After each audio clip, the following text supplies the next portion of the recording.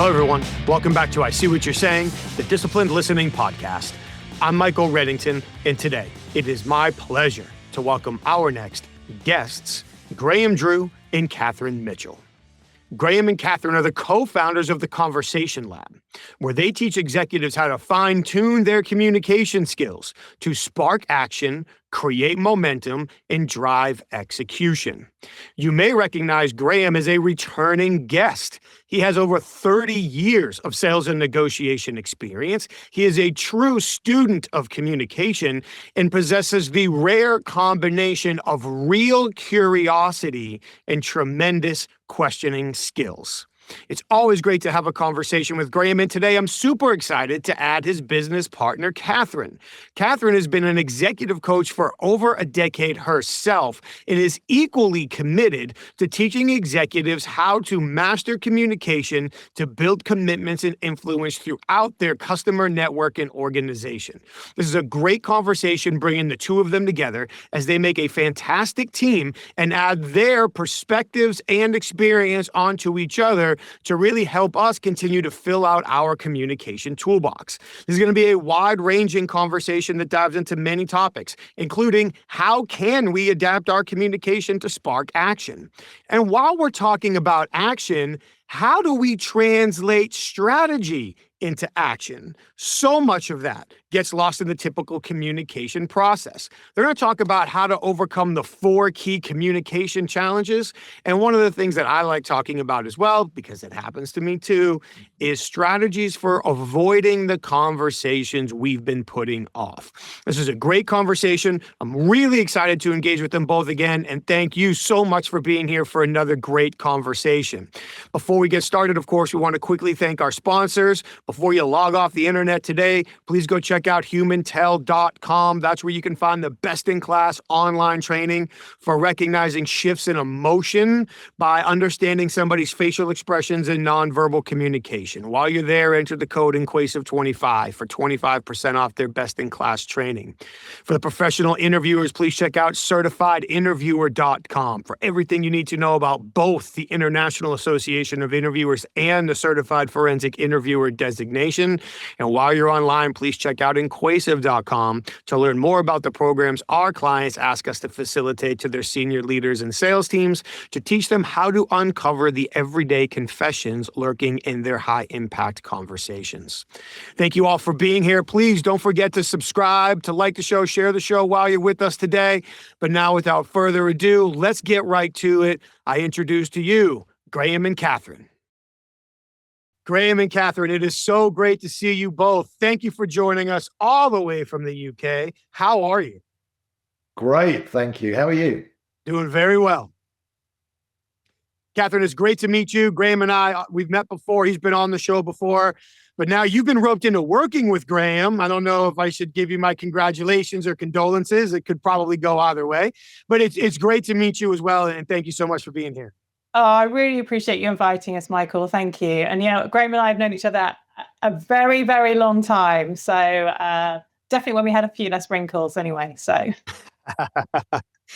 Oh, Graham, we were talking about this offline. Our conversation is still to this day one of my favorite episodes that I've recorded. Your approach to conversations, how you interact with people, the way you've educated yourself and you meld different techniques in order to get critical information. I love. I could have geeked out with you all day long in that conversation. And I haven't forgot that you're still scheduled for a beer when I get myself back to London.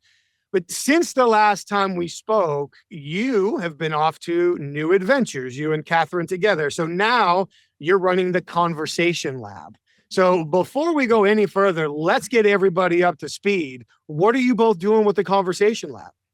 Yeah, thank you, Michael. Look, it's great to be back. And yes, you do owe me a beer, so I'm looking forward to that. Whoa. You see what I did there? And thank you for the very kind words. I appreciate it. So yeah, Katheryn and I, so here's the story. Katheryn and I set up the Conversation Lab. What we do is we help people become better and faster at execution in business. In a nutshell, that's what we do. And the way we do that is we enable people to have conversations that really spark action and create momentum. So the backstory to this, Michael, is Katheryn and I have worked together on and off for about 30 years in the same businesses, in separate businesses, and now we work together as co-founders of the Conversation Lab. And when we look back at our kind of experience of working with customers, what we found is the same problems cropping up time after time. So if we look at businesses, it's like super smart people in really strong businesses, but with slow execution. And when we started looking at that, we realized, the people are great, the business is strong, the products and services they're selling are fantastic. The strategy's great. So it's not the strategy, it's the ability for people to translate strategy into action, to actually make things progress. Katheryn and I had one of those aha moments when we realized that even in the current world of like really advanced tech and artificial intelligence and those things, it's people that make decisions, and people make decisions through communication. So we set up the Conversation Lab because we realized that every bit of communication that people have, every interaction is a conversation of some type. So whether that's, a conversation as we typically think of it, or an email, or a WhatsApp, or a podcast even, whatever it is, that communication is a form of conversation. And the reason people are having those conversations is to share thoughts and ideas and feelings and just share information. But if that's not working in the way it needs to work, that's a problem. So we think of businesses as a bit like an engine, and conversation is the oil in the engine. So your products and services, your HR teams, your finance, your marketing people, whoever they may be, are the components of the engine, but it only works if the conversation oil is there. So what we did, this is interesting. We set up a training business to help organizations and people with conversation. And then only last week, a customer of ours said, actually, you're not a training company, which alarmed us a little bit when we heard that. And then they said, actually, what you are is a commercially performance company, which we really like. So that's the backstory, Michael. That's the Conversation Lab, and that's why we're here. I love it. And listening to the whole thing, trying not to interject and tell you how much I agree. And I love where you're coming from. But I love that analogy of, that decisions are made basically through conversations. There's a direct link between the information we gather, the decisions we make, and the results we achieve. And if we can do a much better job at the conversation piece, we can make better decisions, we can achieve better results. So I absolutely love that. And I think the oil in the engine analogy is great. If there's no oil, or if there's old oil, that motor is going to seize. It's just going to overheat. It's going to become a giant paperweight. Nothing will move inside of it. So that oil is what keeps everything greased up and moving and operating as efficiently as it can. So I think that's a great analogy. So to jump off of that, Katheryn, human to human engagement. Graham just mentioned we've got AI and tech, but really, for the most part, in almost every context, it's going to come down to a couple of human beings have to sit down and, like you said, whether it's online or text or talking to each other, we're going to have to talk and figure out what we're going to do. So from a Conversation Lab perspective, what should human to human engagement look like in the workplace?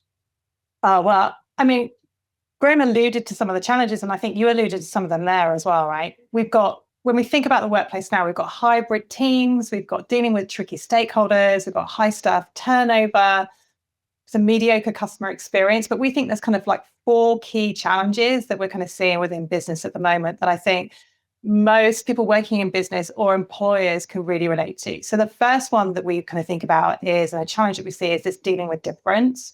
And so there's this piece around, there's these ineffective conversations that we're seeing happening across maybe culture, could be cross-culture, across age. We're seeing, really diverse workforces now when it's coming to age, with people working a lot later. And then we've got Gen Z in the workplace. And then, I've got younger children now that are going to be coming through into the workplace as well. And then even team differences as well. And a lot of this can really lead to a lot of like misunderstandings between teams and people, a lot of frustration, breaking trust. We know that's kind of key for relationships and key for effective conversations, right? And so what we do is we help people to develop this like cultural conversation intelligence, and we help them to recognize their communication assumptions and kind of how they're getting in the way with how they're communicating with other people. There's all this kind of noise that happens, and we help them to kind of break some of that down and to help them to identify what's really happening. And then what's really important is actually we enable them, we give them some tools and some skills that can help them to adapt their approach, but without losing their authenticity, right? So it's not about swallowing a textbook saying, this is how I need to tackle something, right? So dealing with difference is a real biggie. The next one, and I know I've been guilty of this at some points or another in my management career, and I'm sure other people have as well. And there's this whole piece around avoiding those really difficult, sticky conversations with people. You're nodding, Michael, so it's correct. Like, I'm sure we're all guilty of it, and we hear it all the time. And we hear about how these critical conversations get delayed, or they're kind of left until they're like way too late, until the context has kind of disappeared, or until actually it's not really an emotional issue anymore. And so what we do is we help people to break down that big, scary conversation myth. It's amazing how big we create it in our own minds. And so we help people to identify and work out how it's not maybe as catastrophic as how they imagine it. And that through practice and preparation and actually having some skills that they can draw on, they can deal with these conversations, these difficult conversations in a really effective way that really helps the other individual and helps them as well. So that's the second one we see. And then the third one we see, well, is a real big one. If I go onto LinkedIn at the moment, I feel like I'm bombarded with stories about AI and the pluses and the minuses of AI and about how it's impacting the workforce, etc. And we see lots of AI tech being used for a lot of good, but there's also some negative impacts. And so if we think about those in terms of like conversations and communication, there's a really big one here about the unthinking use of AI. Like, and if we think about that in terms of like content, Michael, is there a series in the US called Dragon's Den or equivalent of it? It's like where you have... Yeah, I think we call it the Shark's Tank here in the United States. Oh, okay. All right. Okay, so it does translate. So it's a big program in the UK, and we've got lots of business owners that are kind of on there. And there's a lady on there called Sarah Davies, who's a really big entrepreneur. And she was talking on LinkedIn about this example about getting an email from one of her team, and she was reading this email. She was like, oh, where's the warmth gone from this individual? Like, why is the tone suddenly completely different? It was really insincere, very waffly, and a bit BS, if I'm allowed to say that. Say whatever you want. Okay. All right. And she had this wonderful quote, right? I'm just going to read it to you because I just wrote it down here. She said, what she realized was she asked the individual, did you use ChatGPT or something like that to create it? And the individual laughed and said, let me show you the prompt, right? And she showed them the prompt. And she said, she had this great quote. She said, emotional equity takes years to build up in a professional relationship, but it can be eroded in seconds, and it's a steep price to pay. So we're seeing that when it comes to this unthinking use of AI. And then the other thing we see, Graham and I often work with some salespeople as well. And what we're seeing is these sales conversations are happening a lot later on down the sales cycle because the customers are using AI to do a lot of their backfinding, right? Yeah. The way that we help clients is by helping them to say to them, like, look, AI handles all the transactional stuff, but it's us humans that handle the transformation. And so what we really work with people is being able to kind of build that piece out. And I've got one final challenge I just really want to share with you as well, which is around this kind of pace and execution piece. And Graham talked about this in the start. We talk about what we see in businesses like lack of progress and delays and underperformance and discussions going round and round and round all the time. And organizations get stuck. And we saw this with a client that we worked with in the tech sector. This really brilliant product. It's an awesome product, actually. Fantastic people. But what was happening was execution was just being strangled, and revenue performance was stagnating, and customers were getting frustrated, etc.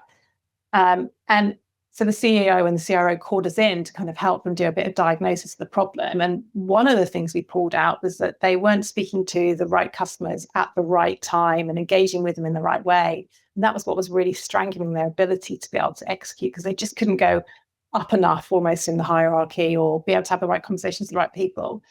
And so we worked with them to be able to navigate those conversations and gave them the skills and the focus and the confidence to engage differently, which was just really great, actually. So there are 4 key problems: pace and execution that we're seeing, this keeping human in an AI world, conversation avoidance, and then dealing with difference. Really big challenges we're seeing in business at the moment. And they're really ubiquitous. I mean, pick an industry, pick a business, close your eyes, throw a dart. All of those people are going to be experiencing somewhere. But within that, you dropped this pearl of wisdom that was like in the middle of a sentence, didn't get to breathe, and you just kept right on going. AI is transactional. but the people are transformational. I might not be repeating that quote exactly the way you said it, but I see it all the time. People either just mindlessly using, and I think research is starting to come out now. Maybe it was from MIT or somewhere, where AI makes you dumber. Like, the more people use AI, they're not thinking, just do it, let the computer do it for me. Like, we're actually getting dumber by using AI, not smarter by relying on AI.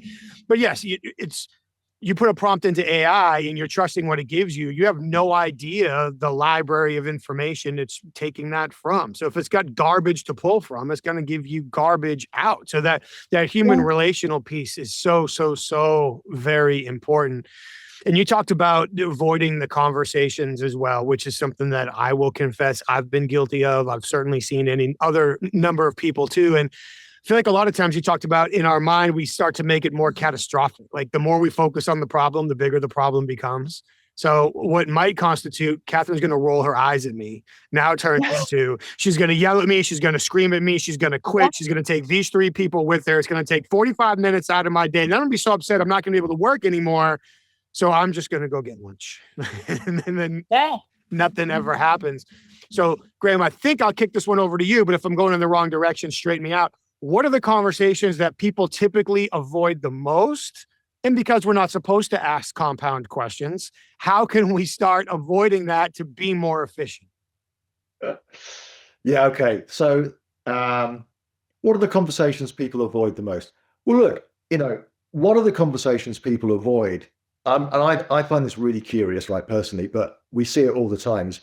People asking for feedback, like, how am I doing? How was that? Was this valuable for you?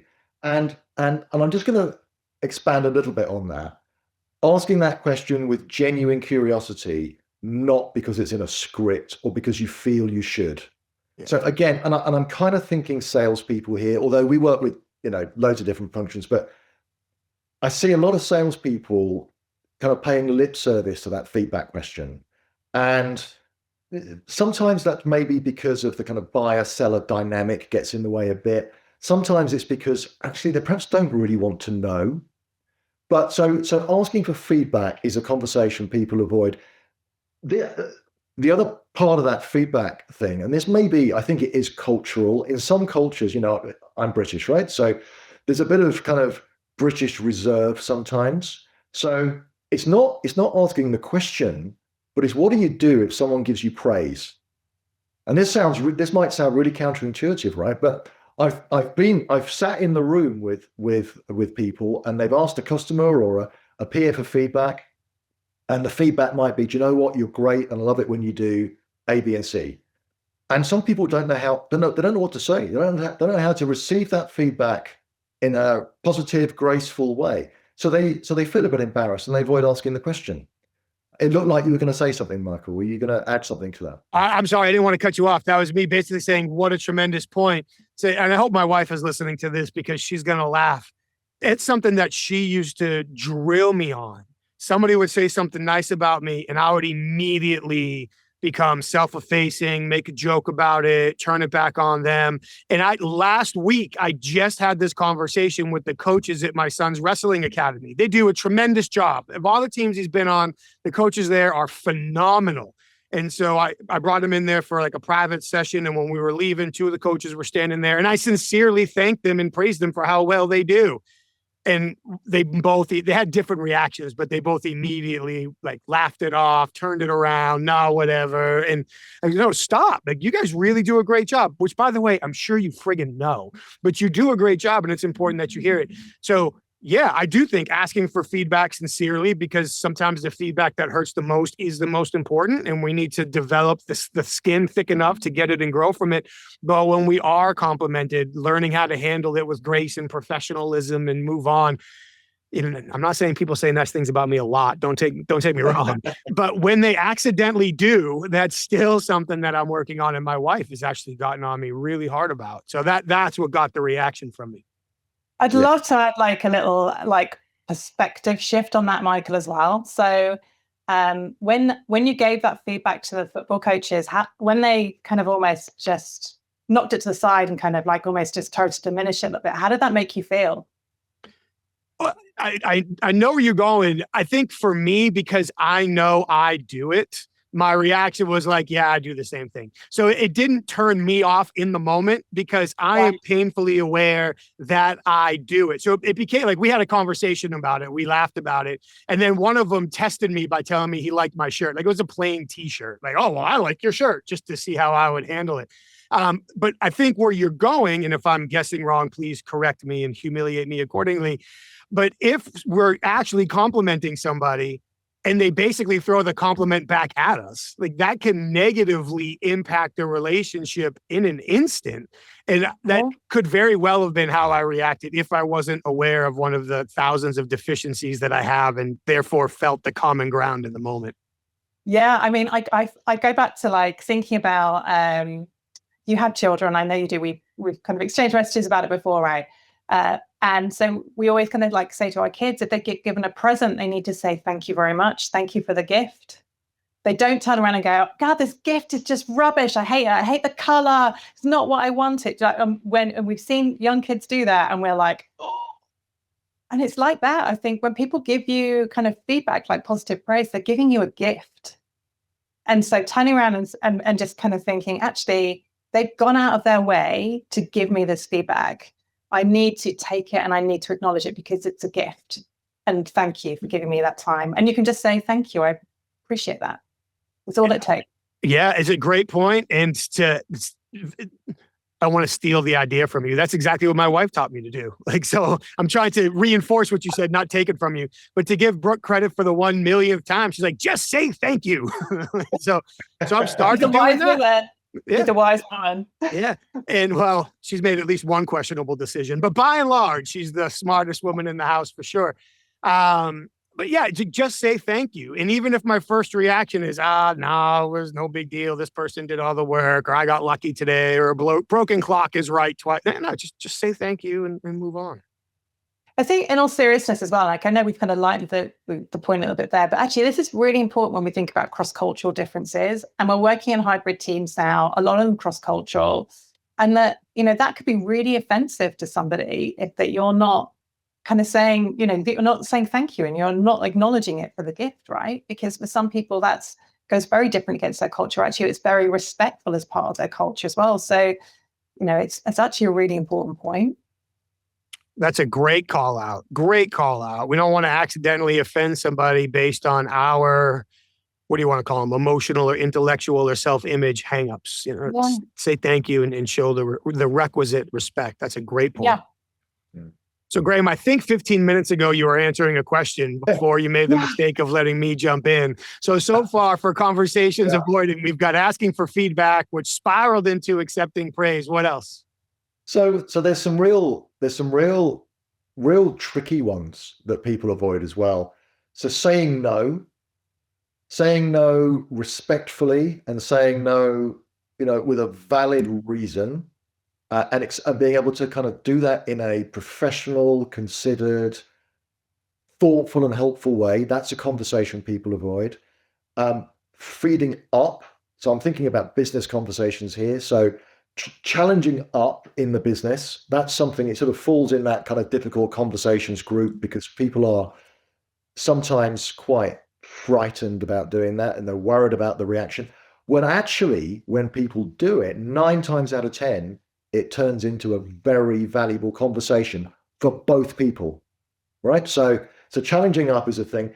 And then the other thing we see, and it's a bit like the kind of positive feedback thing, a conversation sometimes people avoid is around their successes. And it's not that it's a taboo or anything, it just gets ignored. And what we see in organizations is people kind of almost just taking as for granted that they're great at this and they're fantastic at something else and they have a great product, or they deliver great service, or their marketing's fantastic, or whatever it is. And they kind of just ignore it. And the reason that's dangerous is with organizations changing so quickly, these super strengths that people have, if they don't talk about them, they run the risk of being eroded, accidentally eroded. And we've worked with organizations and with customers where they would say, looking back 2 years ago, we thought we were great had a great product. And then we realized now we've been outpaced by the competition. Like, because you didn't talk about it. You just took it for granted, put it in the bank, and ignored it. So that's a kind of just a different lens on conversations that people avoid, we think. Oh, those are all great examples. I think across the board, those are all great examples. I think one that comes up pretty often is saying no. People have a hard time saying no. Sometimes culturally, I know for sure there are cultures out there where saying no is rude. So depending on how they say yes actually might mean no. Like, so there's cultures out there where that's just part of it. But even if it's in just your typical business relationship, somebody doesn't want to be rude, they don't want to be disrespectful, maybe they don't feel confident standing up for themselves, they don't want the consequences of saying no or the perception that comes with saying no. That person's hard to work with, they're a bad person, they're not a team player, so they don't say no. But sometimes to be a team player, we have to say no in order to complete our commitment to the team. So I look to throw this out to both of you, however you want to handle it. What are some examples? And I know without context, pick and choose, but what are some examples that can help people say no professionally with specific reasons so they do establish those boundaries in a way that are productive? Yeah.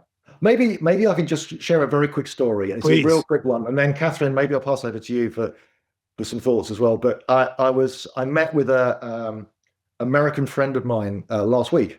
He's lived in the UK for a number of years now, and we were talking about business. We'd worked together, and he was sharing, and it was a real surprise to me. He sharing with me that it took him a long while to understand that sometimes this is a cultural thing in the UK, that people are uncomfortable saying no. So they'll use kind of very British phrases that are inoffensive but mean no. And he said he was in a meeting where he put forward a proposal, and his manager had said something like, "Oh, that's very interesting."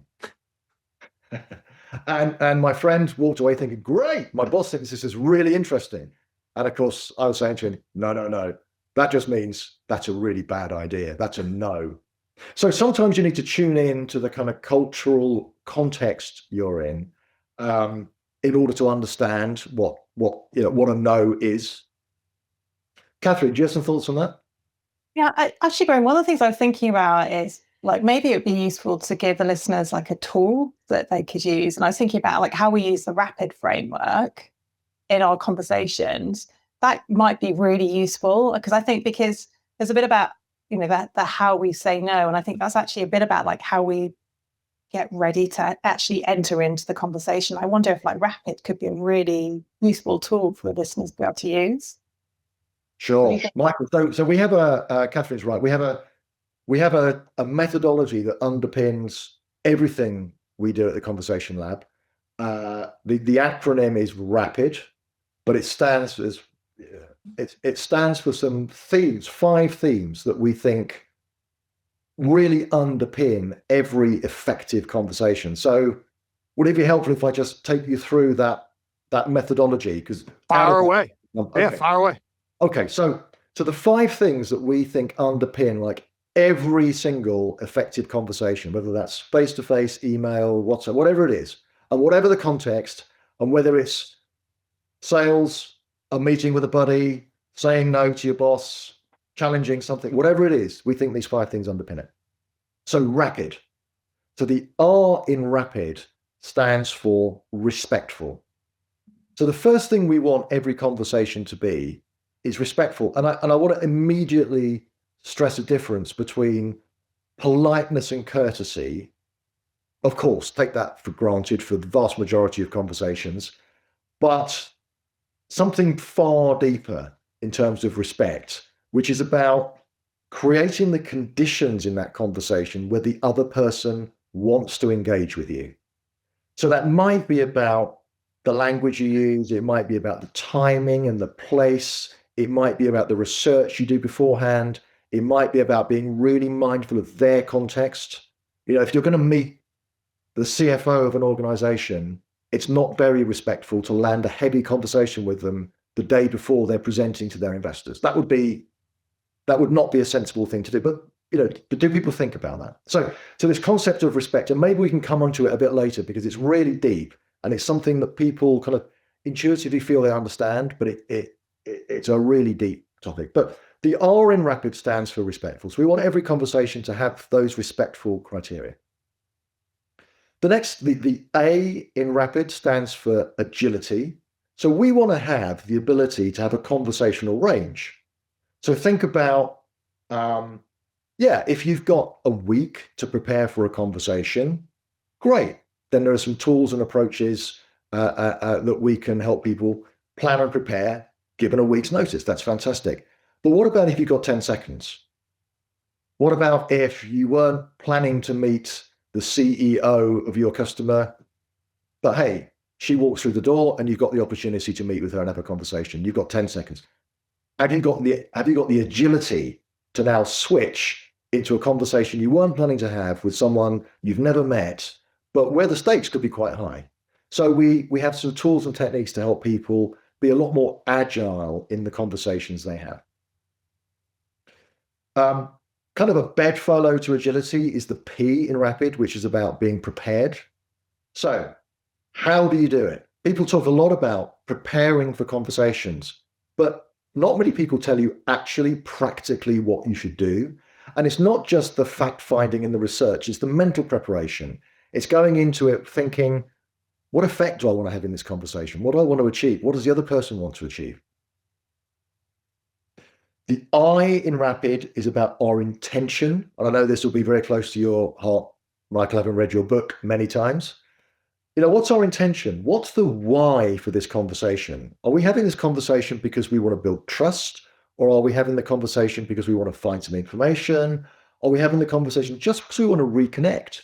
And this word intention is really powerful because it can work at two levels. It can work at the level of kind of what do I want to achieve, but it can also work on how am I showing up to this conversation? If I'm just tuning in with a friend, and it's not a business conversation, but I can still be intentional. I can still choose to be thoughtful and listening, or I can choose to be excited and animated if that's what I think the conversation needs. But I'm going into it with a level of thought. I'm just not pitching up and letting it run.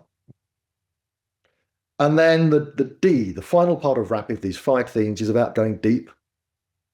And going deep is around creating the conditions to go as deep as is appropriate for that conversation. And that's not only deep in terms of maybe the level of information we want to get to, but deep in terms of the emotion that might come up. I'm going to go straight back now to some of the conversations we were having a minute ago about people taking feedback and are they ready to hear praise, for instance, but are they also ready to hear negative things? So being able to go deep into a conversation to an appropriate level. And if we join all these things together, this rapid framework, its purpose is to be able to connect better with the other person so we can do a better job of serving them better.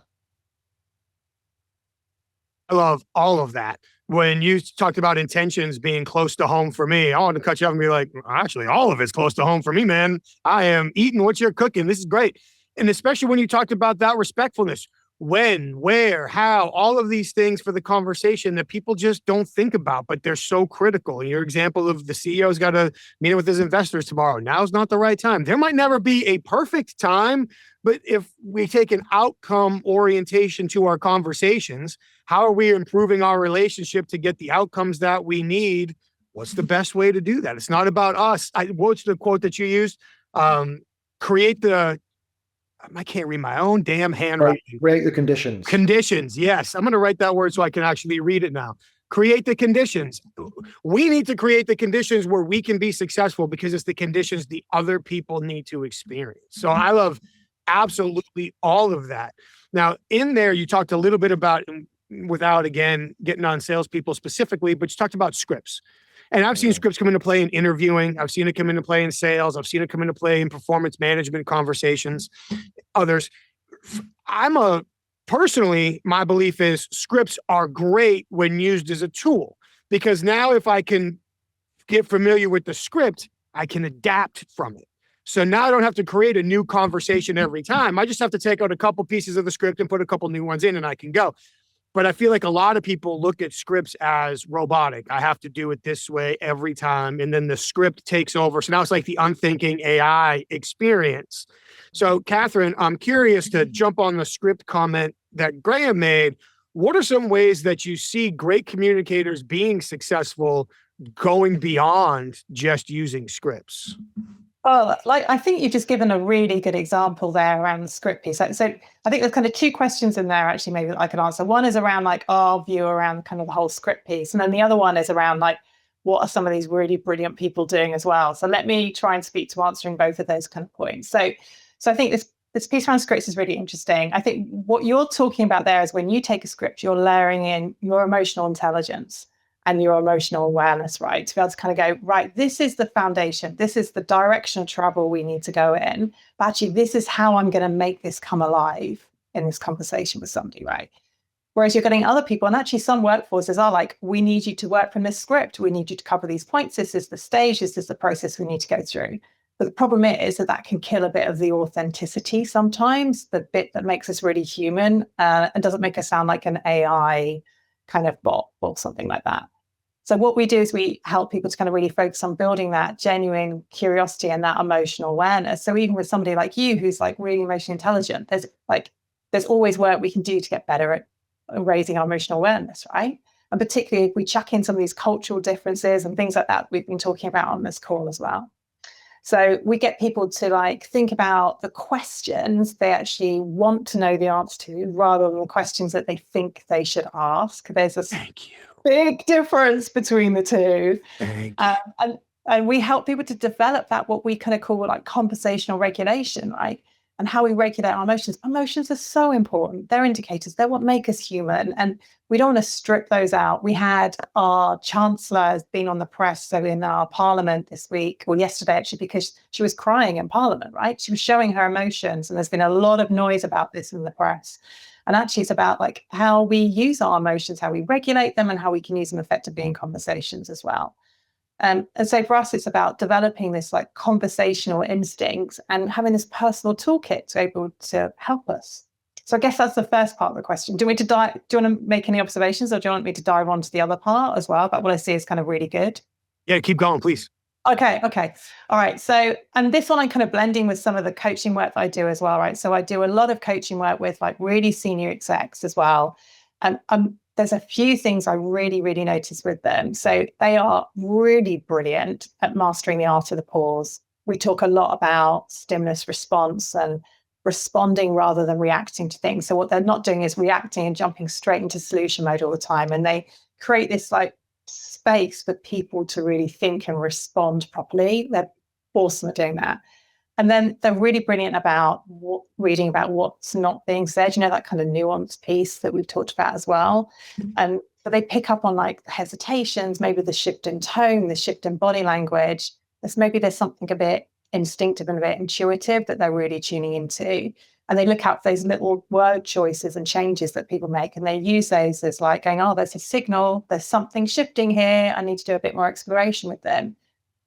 And then they are so brilliant at remaining genuinely curious. They really stay in exploring mode all the time, even when they're under pressure. They know when they need to dive in and be really decisive and to do those points, but they're really good at kind of going, actually, is there something else here? Is there anything else that we're missing? What haven't we considered? Like, what else are we noticing that we need to bring into the mix here without rushing straight away to the conclusions? So, and actually what we see is when they do a lot more of that, the trust goes up in the teams, which is, that's just what they're really looking to achieve is like high trust in the environment so that they can have better controls over the outcomes they're looking to achieve as well.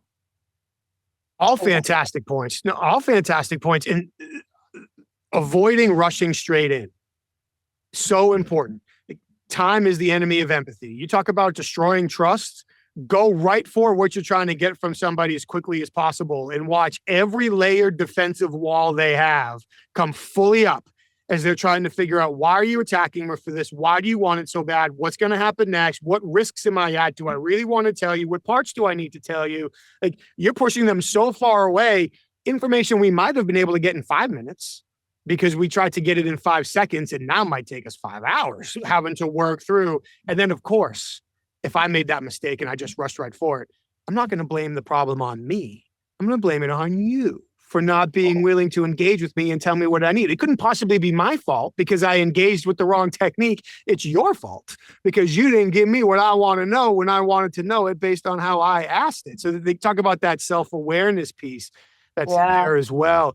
And I love so much of everything I'm hearing from both of you guys today. I really, really loved how you talked about the difference in asking questions.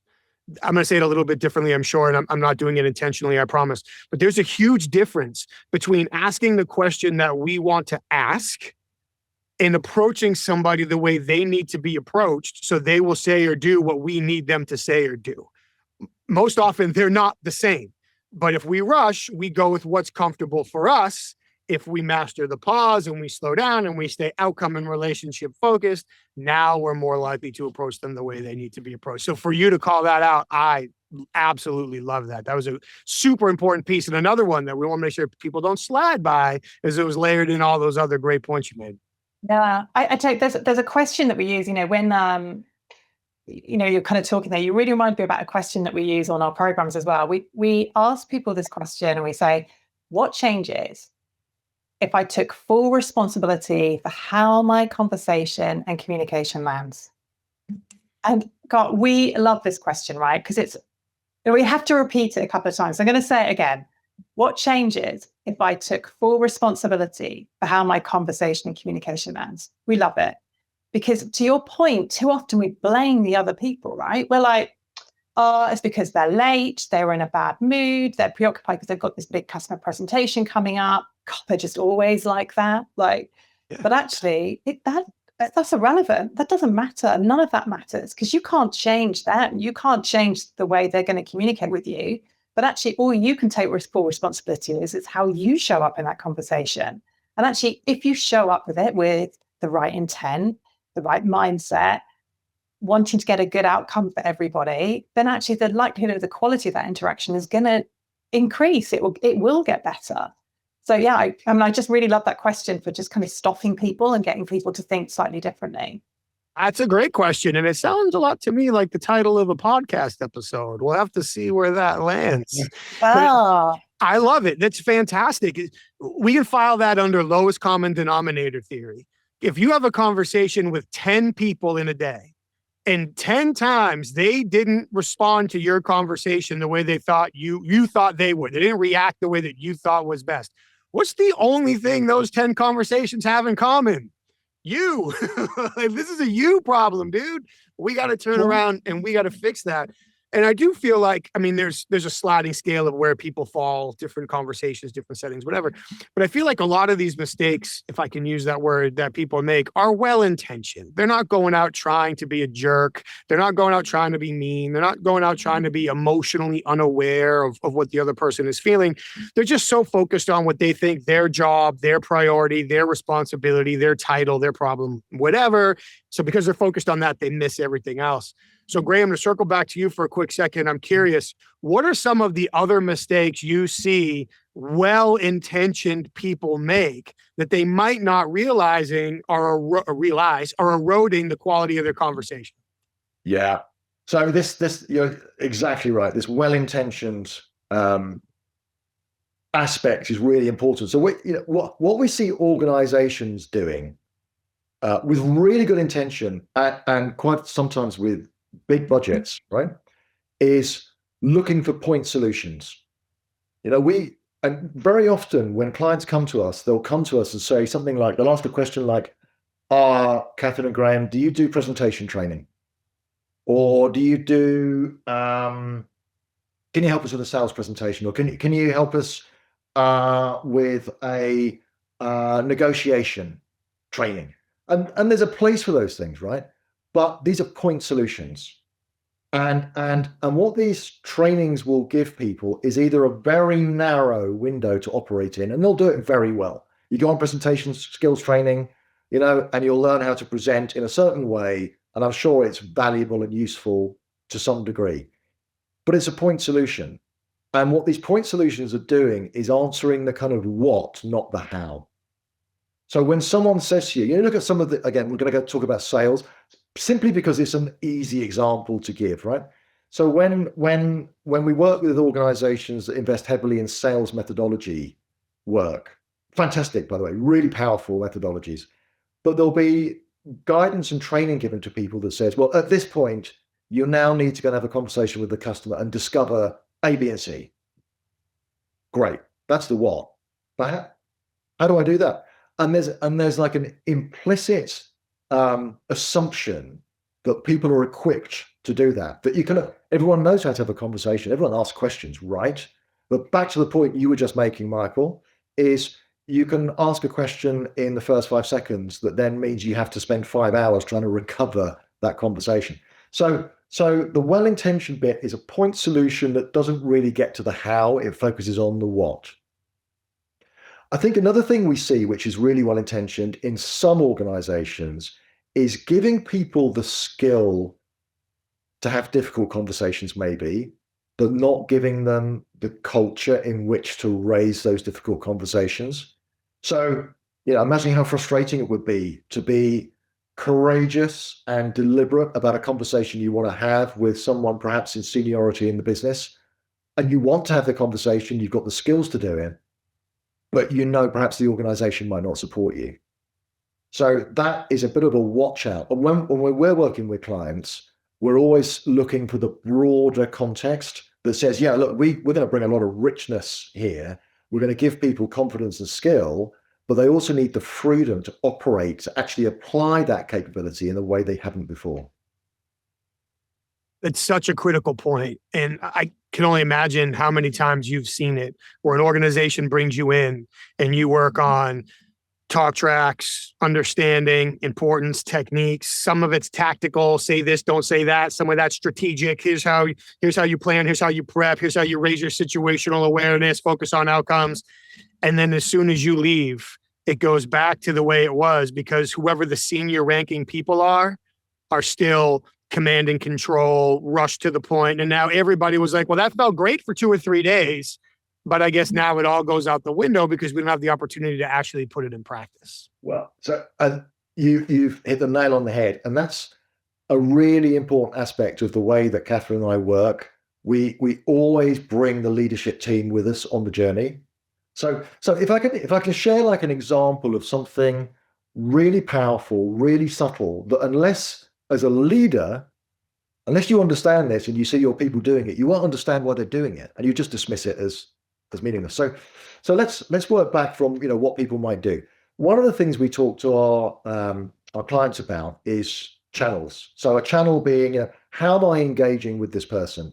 Am I maybe you start a conversation with someone on email, right? So your channel of communication is email, and we talk to people about the power of deliberately switching channels. So Michael, put yourself in the shoes of someone. Maybe we've been having a conversation on email for a number of weeks, and then all of a sudden I send you a message on WhatsApp. The likelihood is you're going to perceive that channel switch as having some kind of meaning. And for most people, WhatsApp, if I send you a WhatsApp message, it's a far less formal way of communicating, and the conversation length is much shorter. So we're deliberately shifting the emphasis of the communication from something that might be quite formal and legal, maybe, into something far less formal and much more rapid turn taking and so on. And that has an effect. So we help people understand about different communication channels and channel switching and when to do that with deliberation. Now, going back to your question, if you're a leader who hasn't been aware of some of these things that we're talking to your team about, and you don't understand the value of that, that's meaningless. It's like channel, who cares? Just have this conversation. So this is why we're passionate about bringing leaders with us on the journey.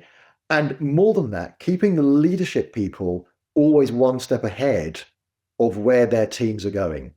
Because really what we want leaders to do is to actually become great coaches. So how do we equip leaders to coach and support people as they go through this transformation?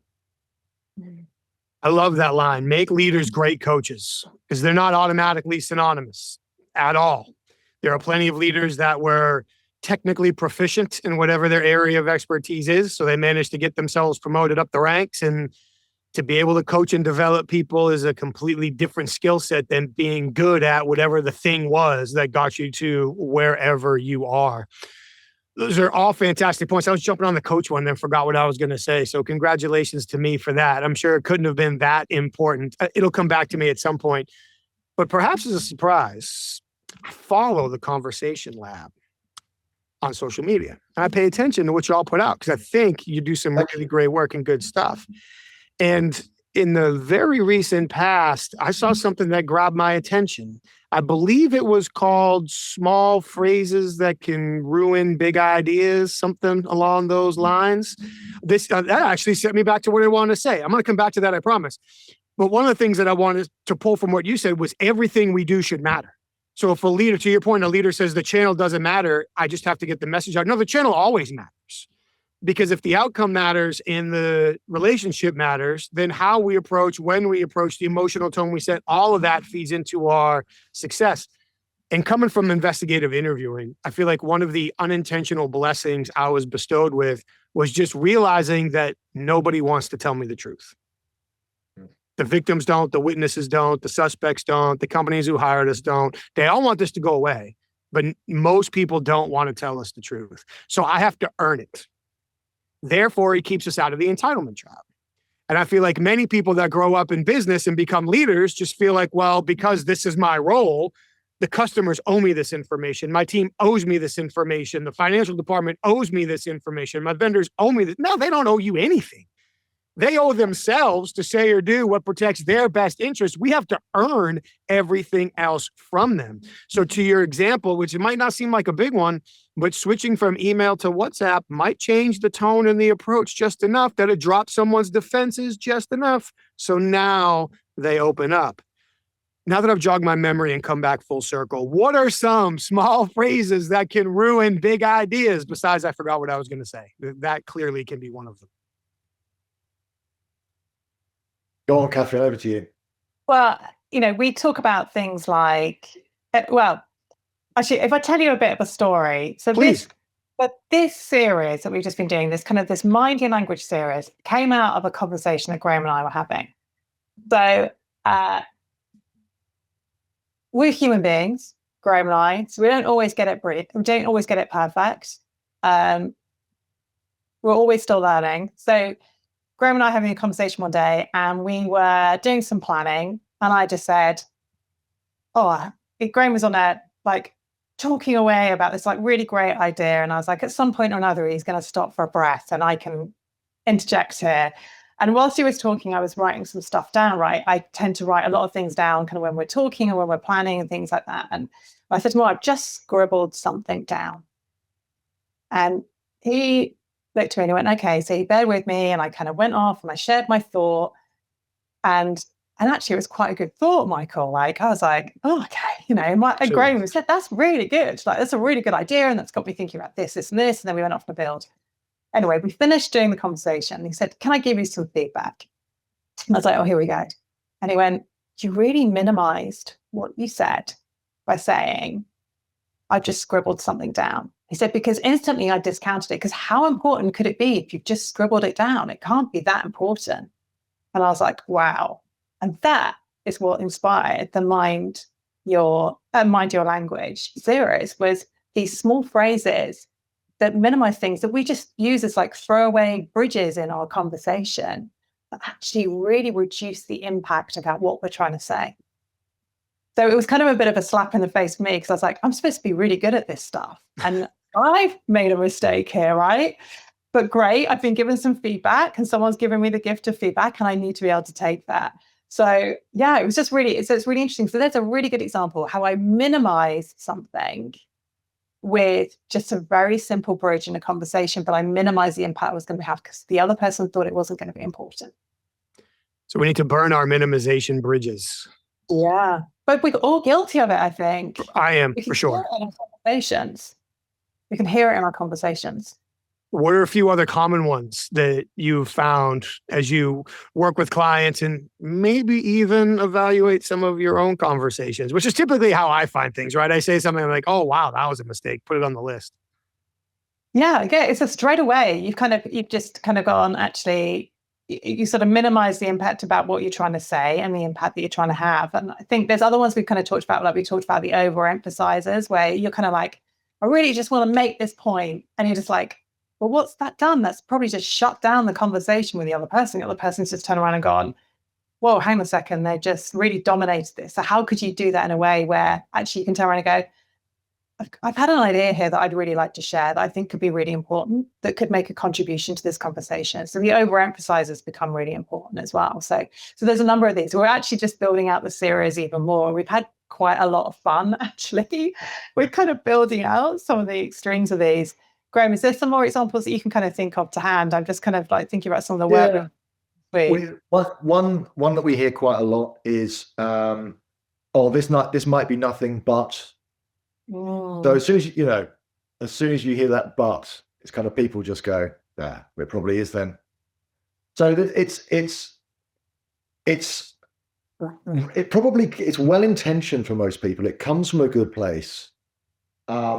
It's a way of people finding their way into the conversation to make a point, but it minimizes the effect of what they're saying, and it's potentially very damaging if it becomes a habit.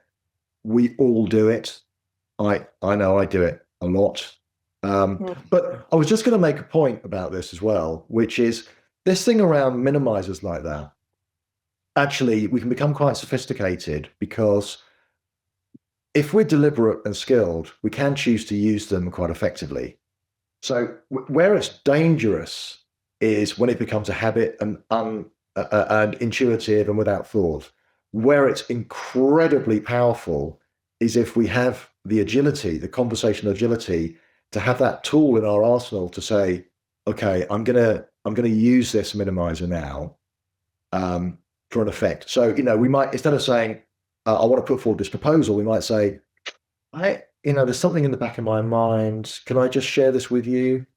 It's a much softer way of doing it. And you might choose to use that in certain contexts, but it's about deliberate choice. Yeah, so almost to slow play something a little bit, or to kind of sneak it into a conversation under the radar, if that's intentional, based on the goals we're trying to achieve, the people we're trying to achieve them with, in the context of the situation, that might be a great move. But if it's just a habit, which I do think it's well-intentioned, and please correct me on this, I also think it might be, like we were talking about before, almost accepting compliments, like an ineffective way to express humility or respect or deference to others when it's not needed. My buddy Wayne had to correct me years ago when I was working for the interrogation company. I did it when I was new, but I kept doing it when I wasn't really new. I would say, I know I'm new here, but I know I'm the newest guy here, but like, hey, it's coming from the new guy. And finally one day we walked out of a meeting and he grabbed me by the shoulder. He's like, knock that shit off. Like, you're here for a reason. It doesn't matter if you're the newest one or not. Like, you're here for a reason. When you got your ideas, share them. So even overcoming some of those things, it's just, we all need to work on it. Yeah, I think it's about using these things consciously, isn't it? You do kind of like remind me as well that one of the things we were kind of thinking about for this, as well as if we wanted to kind of give people a gift out the back of this podcast, like what are some things that we think could be really useful for people in kind of conversations? Graham and I have this thing when we're kind of building out like the IP for our programs, or building out our programs, we always got this whole intent is we want to have a positive impact on everything that we're doing. So is everything we're doing, can someone apply it to conversations? Is it effective? Will it give them the conversation edge? And so I'm wondering if you can share kind of a couple of things I think could be really useful for your listeners, that they could take away from this podcast today, that they could apply to their next conversation. So the first one of those would be is to ask yourself a question, which could be, what could get in the way of this being an effective conversation? And so think about your mindset, like how are you feeling going into that conversation? Think about what you need to prepare to go into that conversation. Graham talked a little bit about that earlier on. And then the second question would be, what effect do I want to have on the other person? Do I want that person to feel inspired or motivated, worried, frustrated, angry? Sometimes, as Graham just talked about there, with the deliberate way that we use some of the minimizing language, sometimes you want to have a deliberate effect. I mean, all about this from your world, Michael, a deliberate effect on the other person, right? And then what do I want them to think and feel in that conversation? So this effect becomes really important. I know this is an area that you're probably absolutely passionate about. And then the other things as well, how will I know if this is an effective conversation for the other person? Like we become very self-absorbed. We're like thinking all the time about, what effect do I want to have on the conversation? What, how am I showing up? What's going on with my mindset? But how will I know it's effective for the other person? How do I know that they're really engaged in this? And what are the signs am I going to look out for in terms of like language and eye contact and body language? Or if I can't see those things because I'm on the phone, what am I looking for in terms of like those auditory cues in those conversations? So there'd be kind of three things I'd kind of say, actually, if you're going into a conversation in 20 minutes time after listening to this podcast, what could get in the way of this being an effective conversation? What effect do I want to have on the other person? And how will I know it's an effective conversation for the other person? There are three things I would think about. Those are three great points. And it gets back to almost full circle in the beginning when Graham was talking about preparing for conversations and what are some real tactical ways to do that. So if you have a week, you have plenty of time to ask yourself these three questions. If you got 10 minutes, you got more than enough time. And if you do it enough, even if you only have 10 seconds, you've got enough time because now it's become a habit. I love those. Yeah. So let's jump off of that. You've been dropping pearls of wisdom this entire time. We wrapped it up with a gift at the end right there for everybody. So for the people that are listening going, this is great, I want more. Where do they go to connect with both of you? Where do they go to find the Conversation Lab? How do they continue to follow, learn, and stay involved with your great work? Yeah, great. Well, we'd love to connect with people. Feel free to connect with us on LinkedIn. We have a Conversation Lab page on LinkedIn. Please do give us a follow. And also we've got our website as well at conversationlab.world.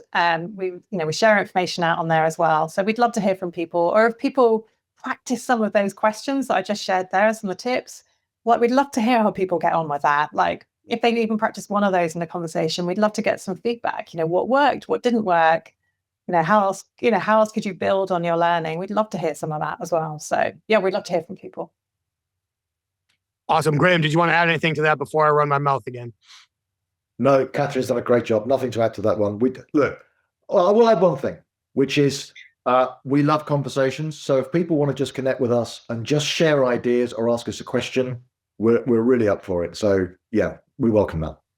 And I'll vouch for that because I got a buddy of mine here who listened to our first conversation and reached out to you and was going to connect with you, but he didn't have the chance. He apologized to me for not meeting you when he was over in London because his whole schedule got hijacked. But that's someone that reached out and you've had multiple conversations with. So I can certainly vouch for the sincerity there. I will add all your links to the show notes so people don't have to go hunting and looking for them. They'll be right there and people can find them. I'm really excited to continue to follow the Conversation Lab. Keep an eye on the work that you're both doing. Stay in touch and hopefully have a third one of these in the near future because I feel like even today we barely scratched the surface of what we could have talked about. So thank you so much, Graham. It's always great to see you. Katheryn, it's been fantastic meeting you. I'm really glad you took the time to join us. Thank you so much. Try to stay cool over there this summer, huh? Yeah.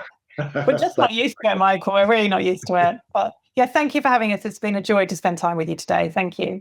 Oh, entirely my pleasure. Enjoy the rest of your summer. Stay safe. And I can't wait till we have a chance to talk again soon. Thank you, Mike. Bye. Graham and Katheryn, thank you for another awesome conversation.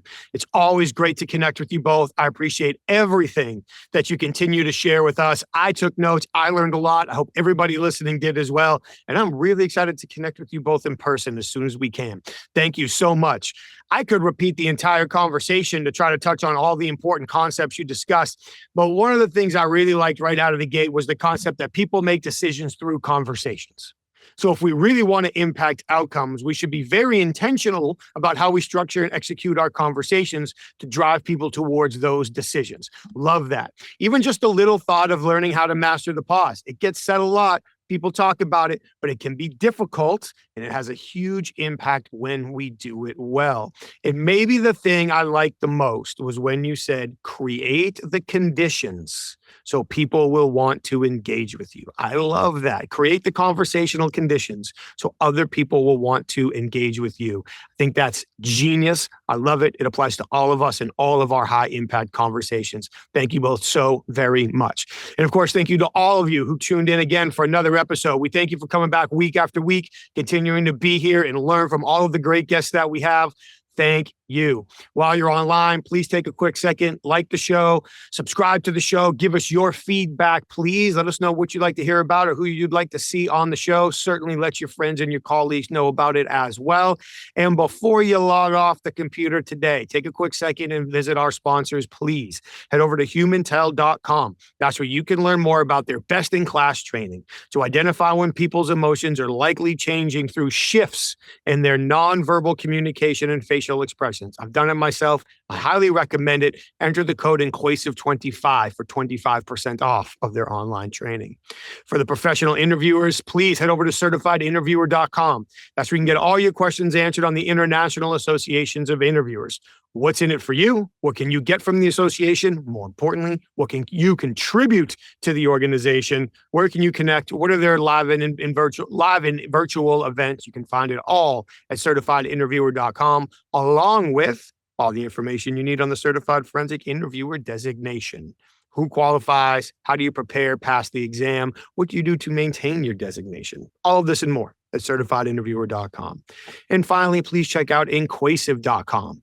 That's where you can learn more about the programs our clients ask us to customize for their senior leaders, sales teams, and more to teach them how to unlock hidden value in all of their high impact conversations. We really do appreciate you being here week after week. Thank you so very much. Take care of each other, and we'll see you next time.